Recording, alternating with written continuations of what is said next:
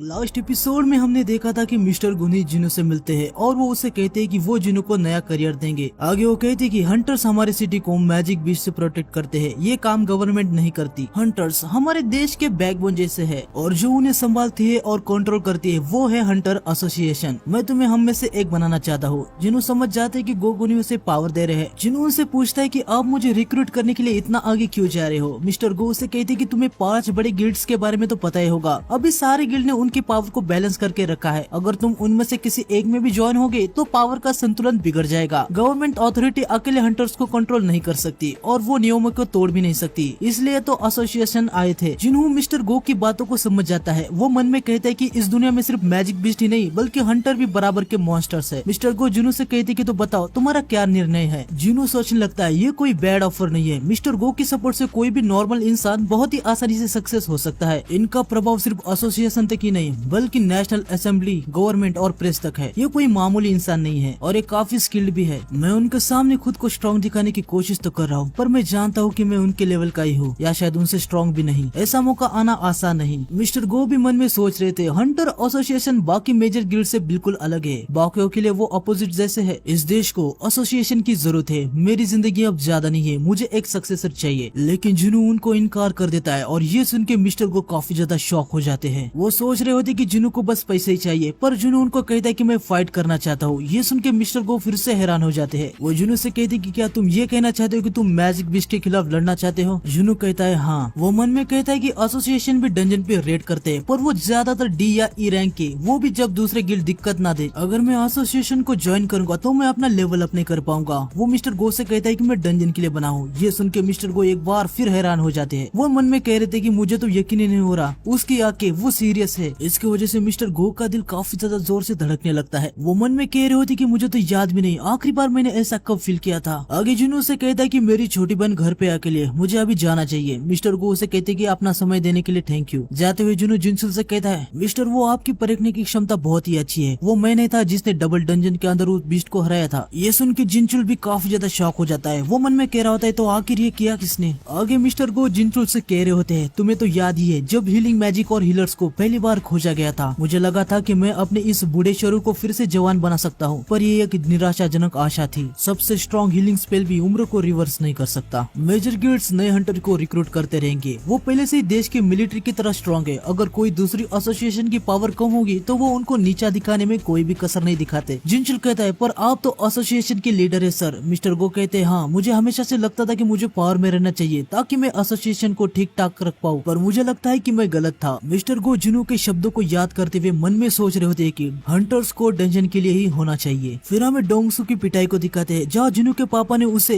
एक ही वार में काफी ज्यादा जख्मी कर दिया था। फिर हमें डोंगसू को दिखाते हैं जिसकी हालत काफी ज्यादा खराब होती है। वो जाग जाता है और कहता है कि तो ये सपना नहीं था। वहाँ पे डेप्यूटी डायरेक्टर उससे मिलने आया था। डोंगसू उनसे कहता है कि आप मेरे जैसे लूजर से मिलने क्यों आए हैं, अगर आपको कुछ पूछना है तो पूछ के निकल जाइए। डेप्यूटी डायरेक्टर डोंगसू से कहता है मुझे तुम्हें अकेले में कुछ पूछना था, क्या तुम्हें पक्का यकीन है कि संग वांग बीस्ट था। डोंगसू उनसे कहता है क्या आप ये कहना चाहते हैं कि मैंने किसी ह्यूमन पे अटैक किया। डेप्यूटी डायरेक्टर उस दिन क्या हुआ उसका फुटेज उसको दिखाते हैं जिसमें संग वांग कुछ हंटर को बचा रहे होते हैं। डेप्यूटी डायरेक्टर डोंगसू से कहते हैं मैंने आज तक ऐसा बीस्ट नहीं देखा जो ह्यूमन को बचाने की कोशिश किया हो, क्या तुम्हें अभी भी लगता है कि ये इंसान बीस्ट है। डोंगसू उनसे कहता है तो क्या आपने कभी सुना है कि कोई व्यक्ति गेट से इस तरीके से बाहर आया हो, इसमें सोचने की कोई बात नहीं है, वो बीस्ट ही है। डेप्यूटी डायरेक्टर कहते हैं ठीक है, जब तुम ठीक हो जाओगे तो ब्यूरो में रुक जाना, उधर तुम्हें कुछ फॉर्म भरने हैं। डोंगसू उनसे पूछता है कि संगवान का क्या हुआ। डेप्यूटी डायरेक्टर कहते हैं फाइट के बाद वो गायब हो गया, ब्यूरो वाले उसे ढूंढने की कोशिश कर रहे हैं, पर हमें नहीं लगता कि हम उस बीस्ट को पकड़ सकते हैं जो इतना स्ट्रॉन्ग है जिसने तुमको हराया। ये सुन के डोंगसू को बहुत ही ज्यादा गुस्सा आ जाता है। वो कहता है ये मेरी अपमानजनक हार थी। फिर हम देखते हैं कि डोंगसू को याद आ रहा था कि जुनू के पापा यानी संगवान उसे वार्न कर रहे हैं। वो उसे कहते हैं कि कोरिया में कदम भी मत रखना, मैं ये अपने बेटे के खातिर नहीं कह रहा, ये मैं तुम्हारे खातिर ही कह रहा हूँ। अगर मेरी बातों को अनदेखा करोगे तो तुम्हें मरने के बाद भी शांति नसीब नहीं होने दूंगा। डोंगसू यहाँ गुस्से में कह रहा होता है कि उसकी हिम्मत कैसी भी मुझे धमकाने की, मुझे पहले से ही पता है वो कहाँ जाने वाला है, लेकिन उसका पीछा करने से पहले मुझे कुछ चीजें चाहिए होगी। मुझे सबसे पहले गिल्ड को कांटेक्ट करना पड़ेगा ताकि मैं कुछ आर्टिफैक्ट्स ले लूं और उसके बाद में उसका पीछा करने में मुझे कोई भी प्रॉब्लम नहीं। डोंगसू अचानक से रेज में आ जाता है और कहता है कि जैसे मैं रिकवर हो जाऊंगा सबसे पहले मैं उसे खत्म कर दूंगा। आगे हमें हंटर ऑक्शन मार्केट को दिखाते हैं। ये ऑनलाइन और ऑफलाइन मार्केट है जहाँ डंजन के अंदर मिले हुए आइटम्स को दूसरे हंटर सेल कर देते हैं या फिर ऑक्शन के लिए रख देते हैं। कोरिया के 1000 से भी ज्यादा हंटर्स अपने आइटम को इधर ट्रेड या सेल कर सकते हैं। अच्छे क्वालिटी के इक्विपमेंट हंटर्स के काफी ज्यादा काम आते हैं। इवन वो डंजन में उनकी जान तक बचा लेते हैं। डी या ई रैंक के हंटर ज्यादातर कुछ खरीद नहीं पाते क्योंकि वो हायर हंटर की तरह ज्यादा पैसे नहीं कमा पाते। लेकिन अगर वो रेगुलर स्ट्राइक स्क्वाड के साथ डंजन में जाते हैं तो उन्हें जो इक्विपमेंट चाहिए वो उनको चलाने का मौका मिल जाता है। जिन्हों कंप्यूटर पर हथियार ढूंढ रहा था लेकिन वो काफी ज्यादा महंगे थे। वो कह रहा था कि मुझे तो लगा था मैंने अपनी अच्छी खासी सेविंग की है पर मुझे नहीं लगता कि मैं इन्हें अफोर्ड कर पाऊंगा। फिर जिन्हों सोच रहा था कि उसे डंजन के ऊपर वाले लेवल पे पक्का ऐसे डिमंड मिलेंगे जो आग का यूज करते हैं, साथ ही उधर हर जगह पे आग भरी होगी, तो उससे बचने के लिए ही जिन्हों को कुछ आर्टिफैक्ट चाहिए। जिन्हों कहता है क्या मुझे शॉप से कुछ लेना चाहिए, लेकिन यहाँ ऐसा कुछ नहीं है जो मेरे काम आए। अब जो आर्टिफैक्ट मुझे चाहिए उसे पाने का एक ही रास्ता है, मुझे इस ऑर्ब ऑफ अवराइज को बेचना होगा। मुझे लगता है कि मैं लिखूं जो मेरे पास ऐसा कुछ है जो सेल करने के लिए ठीक है। बेस्ट आर्टिफैक्ट भी तुम्हारी स्ट्रेंथ को 20 या 30 से बढ़ाते हैं, पर ये और तो मैजिक को सीधा डबल ही कर देता है। मुझे यकीन है कि ये अच्छे दाम में बिकेगा। फिर जुनू मन में सोच रहा था कि मुझे इसे ब्लैक मार्केट में रखने की कोई जरूरत नहीं है क्योंकि ये कोई इलीगल आइटम नहीं है, लेकिन प्रॉब्लम ये है कि मुझे बताना पड़ेगा कि ये मेरे पास कैसे आया। जब लोग देखेंगे कि एक ई रैंक के हंटर के पास इतना पावरफुल आर्टिफैक्ट है जो कहीं नहीं मिलता तो पक्का वो बातें करेंगे। मेरा एस रैंक का लाइसेंस आने में अभी भी थोड़ा सा टाइम बाकी है। अगर मेरे पास ए रैंक गेट के जाने का कोई रिकॉर्ड होता तो इससे मैं थोड़ा सा शक कम हो जाता, पर अभी भी मैं एक ई रैंक का ही हंटर हूँ तो कोई भी मुझे हाई रैंक की रेड में टीम में भी नहीं लेगा। तभी जिन्हों देखते है कि कोई लो रैंक के हंटर के लिए देख रहा है। आगे हम देखते हैं कि जिंचुल मिस्टर गो को जिन्हों की फाइल देता है। उसकी फोटो देख के मिस्टर गो कहते हैं क्या ये इसकी फोटो 4 साल पहले की है, ये काफी ज्यादा यंग दिख रहा है। जिंचुल उन्हें बताता है संग जिन्हों को ई रैंक के हंटर्स में भी सबसे कमजोर माना जाता था। इस फाइल में उसके 4 साल के हंटिंग रिकॉर्ड्स है। मिस्टर गो उस फाइल को देखते हैं और कहते हैं ये तो ऐसे मिशन पे जाता था जहाँ उसके बचने के चांसेस ना के बराबर है, ये तो सुसाइड करने जैसा ही है या फिर ये कोई फॉल्स रैंकर है। तभी जिंचुल उनसे कहता है कि अभी तक के जिन हंटर के साथ वो रेड पे गए उससे देखा जाए तो ये पक्का है कि वो कोई फॉल्स हंटर नहीं है। मिस्टर गो कहते हैं इसके 4 साल के रिकॉर्ड को देखते हुए ऐसा भी हो सकता है कि उसकी एस रैंक की अवेकनिंग पहले ही हो गई हो। जिंचुल कहता है अगर ऐसा होता तो वो अपने साथियों को डबल डंजन में मरने के लिए नहीं छोड़ता। ये कहते हुए उसे वो बात याद आती है जहाँ जिन्होंने उसे कहा था कि उसने डंजन के अंदर के बीस्ट को नहीं मारा था। मिस्टर गो कहते हैं उसे लगातार काफी ज्यादा घाव लगने के बाद भी वो डंजन में जाता रहा। जिंचुल ने कहता है वो इसे छोड़ नहीं सकता था क्योंकि उसको उसकी माँ के हॉस्पिटल की फीस भरनी होती थी। मिस्टर गो कहते कि आज के दिन में ऐसा कोई हो इसके बहुत ही ज्यादा कम चांसेस है। उसके पापा के गायब होने के बाद वो खुद ही अपनी बीमार माँ और अपनी छोटी बहन का ख्याल रख रहा है। तभी जिंचुल कहता है कि मिस्टर गो मुझे अभी अभी पता चला कि जिन्होंने एक रेड टीम ज्वाइन की है। मिस्टर गो कहते अभी से? जिंचुल कहता है और हाँ वो हंटर गिल्ड का पार्ट है। ये सुन के मिस्टर गो हैरान हो जाते हैं। वो मन में सोच रहे थे कि क्या उसने बस अभी तक बड़ी बड़ी बातें ही की है, वो जरूर हंटर गिल्ड के ज्यादा पेमेंट देने के लालच में आ गया होगा। लेकिन तभी जिंचुल कहता है कि जितना मुझे पता चला है वो माइनिंग टीम में ज्वाइन हुआ है ना कि स्ट्राइक स्क्वाड में। और ये सुन के मिस्टर गो फिर से हैरान हो जाते हैं। वो कह रहे होते कि एक एस रैंक का हंटर वो भी माइनिंग टीम में, आखिर वो करना क्या चाहता है। आगे हम देखते हैं कि जो माइन स्क्वाड का लीडर होता है वो जिन्हों से पूछता है कि तुम क्या ई रैंक के हंटर हो। जिन्हों कहता है हाँ। वो लीडर आगे जिन्हों से पूछता है कि तुम्हें इस फील्ड में कितना एक्सपीरियंस है। जिन्हों बताते हैं मुझे बिल्कुल भी एक्सपीरियंस नहीं है। फिर वो जिन्हों से एक और आखिरी सवाल पूछता है कि तुम किस क्लास के हो। जिन्हों कहता है कि मैं एक फाइटर हूँ। लीडर ये सुन के खुश हो जाता है। आगे वो उसे कहता है कि तुम्हारे जैसे यहाँ पे काफी हंटर्स है तो तुम्हें घबराने की कोई भी जरूरत नहीं है। जब हमारी जाने की बारी आएगी तो तुम उनके साथ चले जाना और अपने हथियार को लेना मत भूलना। जिन्हों कहता है ठीक है। आगे हमें बताया जाता है कि हाई रैंक के जो डंजन होते हैं ना वो बहुत ही ज्यादा बड़े होते हैं, तो एक स्ट्राइक स्क्वाड की टीम सब कुछ नहीं कर सकती, इसलिए काम अलग अलग टीम में बांटा जाता है। स्ट्राइक स्क्वाड मैजिक बीस्ट से लड़ते हैं, माइनिंग टीम क्रिस्टल को माइन करते हैं और हॉलिंग टीम बीस्ट की लाश को कलेक्ट करते हैं। माइनिंग टीम और हॉलिंग टीम को डंजन के अंदर तब भेजा जाता है जब सारे बीस्ट मर जाते हैं, सिर्फ बॉस को छोड़ के। यहाँ पे काफी सारे वर्कर्स होते हैं क्योंकि डंजन के अंदर इलेक्ट्रिक मशीन काम नहीं करती, इसलिए पुराने तरीके से काम करना पड़ता है और हर हथियार पे मैजिक लगा हुआ होता है। जिन्हों एक मैजिक से लगा हुआ पिकैक्स को ले लेता है। जिन्हों भी ए रैंक के गेट के अंदर जाने के लिए एक्साइटेड था। आगे हम देखते हैं कि डंजन के अंदर और किसी ने बल्कि चोईजोंग की स्क्वाड थी। चोईजोंग कहता है ये डंजन मैंने जितना सोचा था उससे काफी बड़ा है और यहाँ ज्यादा टाइम लगेगा, इसके वजह से दूसरी टीम का स्केड्यूल बिगड़ जाएगा। तभी हम देखते हैं कि उनके सामने काफी बड़े बड़े बीस्ट आ जाते हैं और चोईजोंग अपने फायर वाला मैजिक का यूज करके उन सबको खत्म कर देता है। फिर वो एक बहुत बड़ा एक्सप्लोजन करने जा रहा होता है, इसलिए वो अपने साथियों को शील्ड लगाने को कहता है और उस अटैक की वजह के सारे बीस्ट खत्म हो जाते हैं। फिर वो अपने साथियों को सेफली बाहर ले जाता है और इधर हम चायन को भी देखते हैं। चोईजोंग उसे कहता है कि जली हुई स्मेल से बच के रहना, मैं जानता हूँ कि तुम्हारी नाक काफी ज्यादा सेंसिटिव है। बाहर सब स्ट्राइक स्क्वाड का आने का इंतजार कर रहे होते हैं। वो बाहर आ जाते हैं। जिन्हों देखते हैं कि वो चोईजोंग है और वो अपना मुंह छुपा लेता है। फिर डंजन से दूसरी कमांड की फोर्स भी आ जाती है और साथ ही हंटर गिल्ड की वॉइस मास्टर एस रैंक की चाय-इन भी आ जाती है। जिन्हों चाय-इन को देख के मन में कह रहा होता है शायद ही इसकी जैसे कोई और वुमन इस दुनिया में होगी, वो चोई जोंग या फिर उससे भी ज्यादा स्ट्रॉन्ग होगी, शायद वो मास्टर गो के लेवल की है। तभी चाय-इन भी जुनू की तरफ देखती है, उसे एक स्ट्रॉन्ग प्रेजेंस महसूस होती है जो उसे मिस्टर गो की लेवल की लग रही होती है, और अचानक से वो गायब हो जाती है। जुनू कह रहा होता है कि मुझे नहीं लगा था कि इसके सेंसेस इतने शार्प हो गए। फिर माइनिंग स्क्वाड का लीडर कहता है चलो अब हमारी बारी है। वो सब डंजन के अंदर जाने लगते हैं। फिर हमें ए रैंक के डंजन के बारे में थोड़ा सा बताया जाता है। ए रैंक का गेट काफी बड़ा होता है। किसी भी गेट की रैंक